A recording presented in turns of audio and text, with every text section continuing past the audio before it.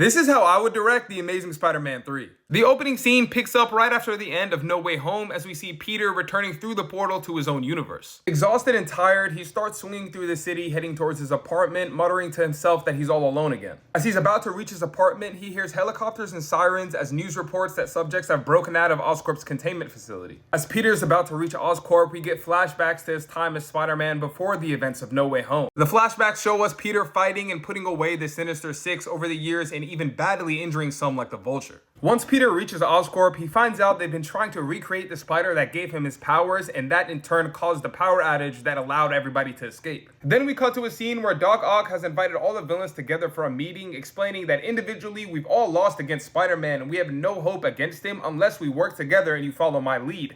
Then the arguing starts happening until Electro speaks up and says, "What's going to be different from the last time you tried to take him out?" And Doc Ock replies saying, "The last time I didn't know his name." The next scene begins with the Sinister Six getting the jump on him as they begin to beat him down and taunt him, knowing that there's nothing Spider-Man can do against them when they're all together. And they let him know that now, since we know your secret identity, we don't have to just go after you. We can go after everyone you love and care about, so this is your final warning. It's in that same scene we find out the mysterious person who visited Harry Osborn while he was in jail in TASM 2 was actually Otto Octavius, and Harry was the one who revealed that Peter Parker was Spider-Man. Then we see Peter making it back to his apartment, broken and confused, reminiscing about his life and his time with Gwen, Aunt May, and Uncle Ben as he sits down on his bed and begins to look at pictures of all of them when he remembers Gwen's last voicemail to him as he starts to play it on his phone, and she says maybe New York doesn't need a Spider-Man, it just needs someone who keeps getting back up. And with hearing that message reinvigorating him and giving him that newfound energy, he dons on a new suit and goes out to the city to find the Sinister Six. And the final battle begins. Spider-Man takes on the Sinister Six. They're trading blows and it's going really well for him in the beginning until Vulture ends up stabbing him in the back and they all jump on Spider-Man, start beating him until one pivotal moment happens. Electro turns on the Sinister Six. He remembers how Peter saved him and was kind to him during their battle in No Way Home. He turns on the rest of his members,